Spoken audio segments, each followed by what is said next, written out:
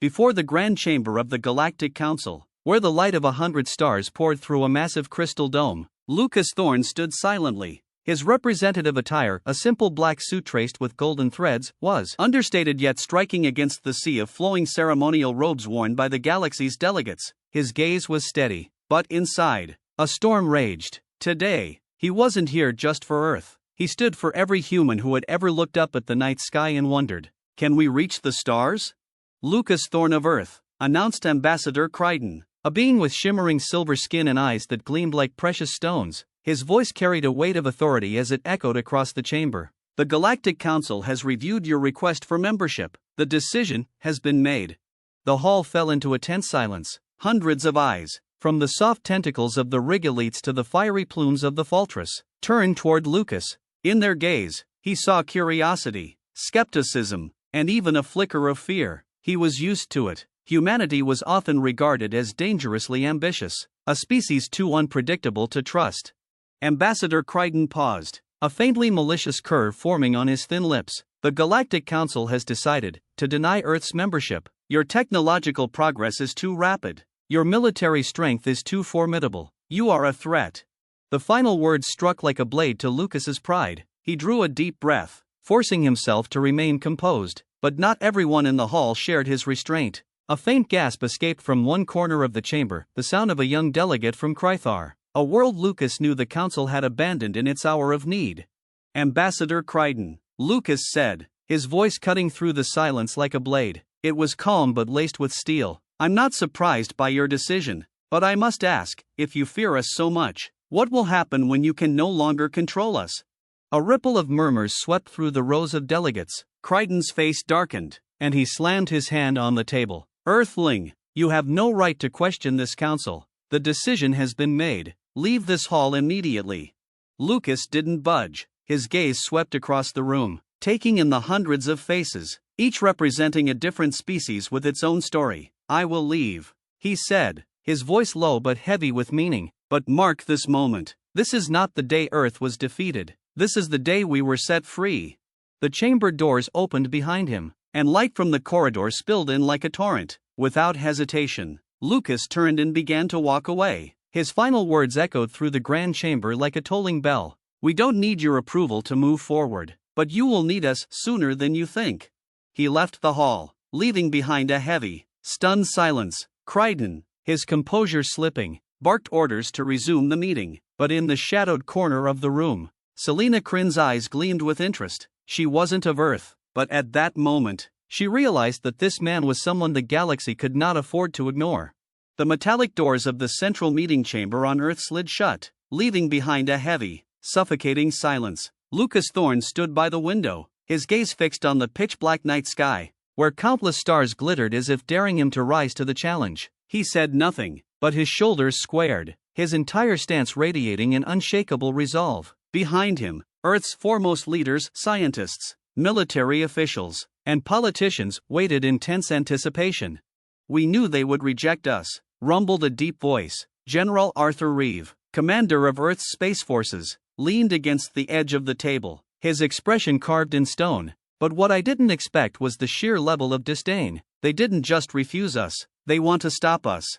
Then we'll make sure they never get the chance," Lucas said, turning from the window. His voice was low but cold, slicing through the room like tempered steel. "They think they can control our destiny, but they have no idea how strong we become when cornered." The room buzzed with a faint hum of agreement, subdued yet charged. Before Lucas could say more, the chamber's doors burst open. A woman entered, her tattered cloak fluttering around her, her eyes sharp as blades. Selena Crin, the warrior from the Krythar race, whose name had been whispered in rumors and little else, now stood in the flesh. The room fell into stunned silence, all eyes fixed on her with suspicion and unease. She stepped to the center, her movements deliberate, and placed a small, spherical device on the table. A beam of light erupted, projecting a three-dimensional map of the galaxy into the air. "Before you ask who I am," she began, her voice cold yet seething with restrained fury, "look at this." Her gaze, cutting and unyielding, swept over the room. "This is the fleet of raiders that the Galactic Council has secretly funded to strike at Earth's outer colonies. I know this because I fought alongside them until I realized they were nothing but pawns in the Council's grand game. A holographic map spun slowly, displaying a massive fleet converging on Earth's outermost defenses, their ships bristling with weapons they should not have possessed. The room fell utterly silent as the stark reality of the situation sank in. Selena fixed her eyes on Lucas, ignoring the doubtful stares around her. "They didn't just reject you," she said, her voice soft but cutting. "They fear you, and they will do whatever it takes to destroy you before you have the chance to rise."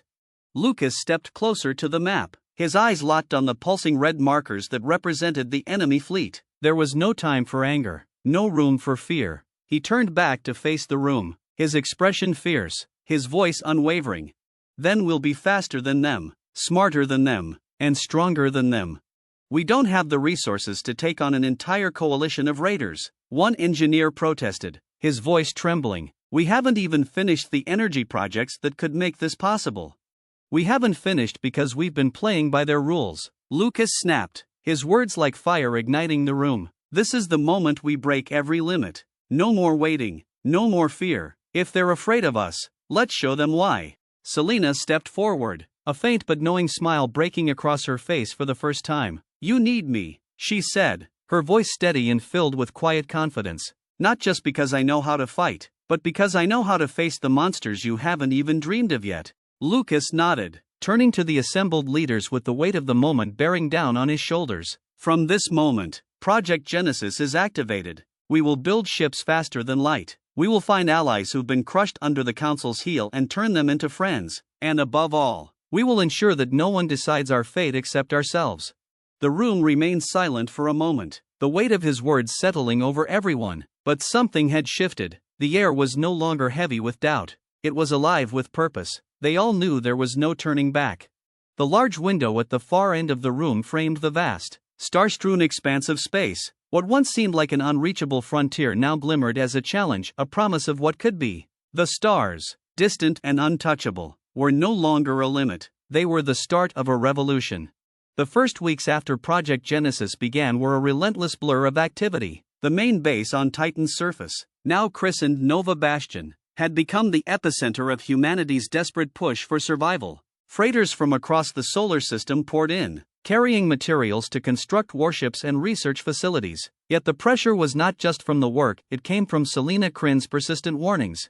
"Their fleet is on its way," she said during a tense meeting, "and if you're not ready, they'll crush everything."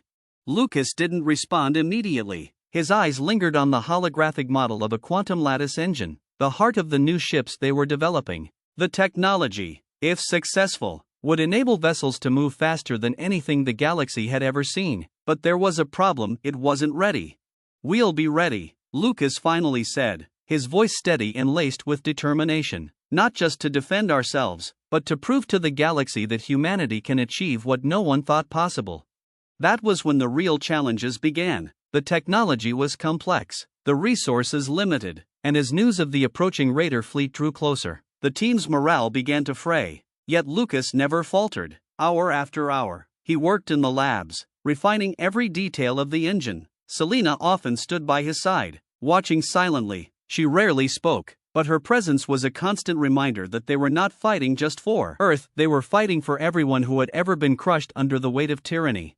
"Do you think we'll make it?" Selena asked one night as they stood on a balcony overlooking the sprawling base. The stars above Titan gleamed faintly, like fragile torches against the dark. "It's not about whether we'll make it," Lucas replied, his gaze fixed on the test ships gliding through the void. "We have to. There's no other option."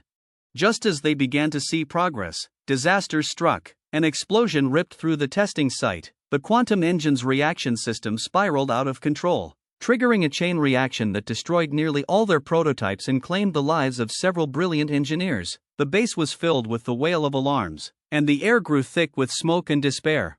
"We can't keep going like this," a senior leader shouted during the emergency meeting that followed. "This is suicide. We don't have enough time." "We never have enough time," Lucas said, his voice sharp but his eyes heavy with grief. "But if we stop now, then everything we've lost so far will mean nothing." Selena stood, her presence commanding the room, her voice cut through the despair like a blade. "I've fought my entire life against those who believe fear can keep others in line. If you want to stop, then stop. But if you're here, then fight, because no one else will stand up for us but ourselves." Her words were like a spark in the ashes, igniting a fire in the hearts of everyone present. Slowly, heads began to nod, and the exhausted team returned to their workstations with renewed determination. Lucas, though worn to his core, allowed himself a small smile as he looked at Selena. "You're the last person I expected to inspire a crowd," he said lightly. "Don't get used to it," she replied, the faintest curve of a smile on her lips. The weeks that followed became a race against time. Lucas identified a critical flaw in the original engine design, and with Selena and the remaining engineers' help, they developed a new version, stronger, safer, and more efficient. The first ships equipped with the new engines, dubbed the Phoenix class, began test flights. Against all odds, they succeeded, but there was no time to celebrate. One morning, the base's radar detected the Raider fleet closing in. Selena entered the control room, where Lucas and the commanders were gathered, their eyes glued to the holographic map. "How many ships do we have ready for combat?" she asked. 5, Lucas replied, his gaze unyielding. "But one chance is all we need." Selena nodded, her eyes gleaming with fierce resolve. "Then let's show them what happens when they think humanity is easy to defeat." The first Phoenix ships streaked into the void, their quantum engines leaving brilliant trails of light in their wake. For the first time in weeks, Selena Kryn allowed herself a genuine smile. They weren't just fighting to survive, they were fighting to prove that nothing, not fear, not oppression, could break the indomitable will of humanity. The Raider fleet emerged from the void like a nightmare brought to life. More than 20 colossal warships filled Nova Bastion's radar screens, their weapons radiating an ominous energy capable of obliterating everything in their path. Earth had only 5 Phoenix-class ships, 5 fleeting points of light standing against the oppressive darkness. No one in the command room uttered a word. At the center of it all, Lucas Thorn stood tall, his eyes burning with an unquenchable resolve. "We don't need to win with numbers," he said, his voice cutting through the silence like a blade. "We just need to win with will." Selena Kryn entered the room, her silver-black combat armor gleaming, making her look like a warrior from an ancient legend. She met Lucas's gaze, unspoken understanding passing between them. There was no backup plan, no retreat. There was only one way forward, straight through the heart of the enemy. Selena stepped closer, her piercing eyes holding his as if to confirm he was ready. When Lucas gave a slight nod, she turned away without a word and strode toward the first Phoenix-class ship. The Phoenix ships launched into the void like streaks of lightning, small yet brimming with power. Their quantum lattice engines, being tested in combat for the first time, enabled them to disappear and reappear in unpredictable locations. Their spatial jumps left the Raider fleet disoriented, each strike by humanity calculated and precise, targeting the Raiders' critical vulnerabilities. But the numbers were overwhelming. One by one, the Phoenix ships began to falter, their glowing trails extinguished as they succumbed to enemy fire. Inside her ship's command deck, Selena knew that unless something drastic was done, all would be lost. She opened a private channel to Lucas, her voice calm but laden with an undeniable weight. "Lucas, listen carefully. I'm going to use my ship to break their defensive line. When I create the opening, you lead the rest of the fleet straight to their command ship. It's the only way." Lucas's response was immediate, and it was a protest. "No, you can't. Listen to me." Selena cut him off, her tone sharp with authority, silencing him. "This isn't about me. It's about everything we've fought for. This is humanity's moment, Lucas, and I won't let it slip away." Before he could argue further, Selena terminated the connection. Her ship accelerated, its engines blazing as it tore through the enemy formation. Lucas stood frozen in his command deck, the weight of helplessness bearing down on him, but deep within, he realized this was why they fought, to ensure no sacrifice would ever be in vain. Selena's ship erupted in a blinding flash of light as her quantum engine activated at maximum power. A storm of energy swept through the Raider fleet, obliterating ships and creating a clear path straight to the command vessel. Lucas wasted no time. "All ships, follow me," he shouted, his voice echoing across every remaining Phoenix ship. The fleet surged into the gap Selena had carved. Each shot they fired was a testament to humanity's pain, hope, and indomitable will. As they closed in on the enemy command ship, Lucas led the charge. A single, perfectly aimed shot struck the ship's control systems, disabling it entirely. Within minutes, chaos overtook the Raider fleet. One by one, their remaining vessels either surrendered or were destroyed. When the battle ended, Lucas sat in silence in his command chair. There were no cheers of victory, Only a heavy, aching quiet as his eyes fixed on the screen, scanning the positions of their ships. Selena's beacon was gone. She knew, he murmured, his voice trembling. She knew that for humanity to go further, someone had to do what no one else dared to do. No one replied, but in the vastness of space, where fragments of the raider ships shimmered like distant stars, Lucas felt something profound. Selena wasn't gone. She had become part of the legend, a symbol of courage and unity that no force could ever destroy. Rising to his feet, Lucas straightened his shoulders. His voice rang through the fleet's communications system, steady and unyielding. Remember this moment. Remember what we've lost, and what we've achieved. This is not the end. This is the beginning. The sunlight streaming down on Nova Bastion no longer illuminated a mere strategic base, it now shone upon a symbol of rebirth. Inside the primary assembly hall, where tension and doubt had once reigned, voices of agreement now filled the air. Representatives from dozens of planets, each once oppressed by the Galactic Council, sat together, their eyes fixed on the man standing before them. Lucas Thorn, still dressed in his characteristic plain attire, looked far older than he had just weeks ago, yet his eyes, which had once burned with defiance and fierce determination, now held a quiet, profound hope. He scanned the faces of those around him, beings who did not hail from Earth but who had fought as though they were a part of it. He took a deep breath and began. Today, his voice rang out, warm and steady. We haven't just defeated an enemy, we've defeated fear, doubt, and every barrier they built to divide us. Every gaze in the room remained fixed on Lucas, but he couldn't shake the emptiness beside him. Selena should have been standing there. He could still see her piercing eyes, hear her calm yet resolute voice, and feel the faint presence of her fleeting smile, a beacon of light in the darkest of moments. Her absence was a wound, but it was also the strength that carried him forward. We've proven, he continued, his voice growing in power, that nothing and no one can stop the will of those united by a common future. Selena Kryn wasn't from Earth, yet she fought for us, she gave her life for us. She understood that the future doesn't belong to a single species, it belongs to all who dare to reach for it. From among the gathered representatives, a Krythar delegate rose, placing a hand over his chest. He performed an ancient gesture of his people, a salute of gratitude and honor for Selena. The hall erupted into applause, spreading rapidly across the room like a tidal wave of acknowledgement. Yet Lucas pressed on, his voice carrying through the clamor. Selena taught us a lesson, and now it's our duty to ensure her sacrifice wasn't in vain. I hereby declare the formation of the Galactic Free Alliance, not merely as a military coalition, but as a community, a place where every species is given the chance to grow, to create, and to determine their own future. The room exploded in cheers, but Lucas barely heard them. He stood still, closing his eyes briefly, conjuring the image in his mind, Selena, standing at the edge of the crowd, smiling as though she had trusted him all along. As the delegates began signing the treaty, one by one, Lucas quietly excused himself and stepped outside. The Titan sky was tranquil yet vibrant. The new Phoenix ships were under construction, their designs stronger, faster, and ready to welcome anyone willing to join the cause. Lucas walked toward a small memorial near the edge of the base, where a metal plaque engraved with Selena Kryn's name gleamed in the sunlight. You were right, he whispered, resting a hand on the plaque. We weren't just fighting to win, we were fighting to change the galaxy.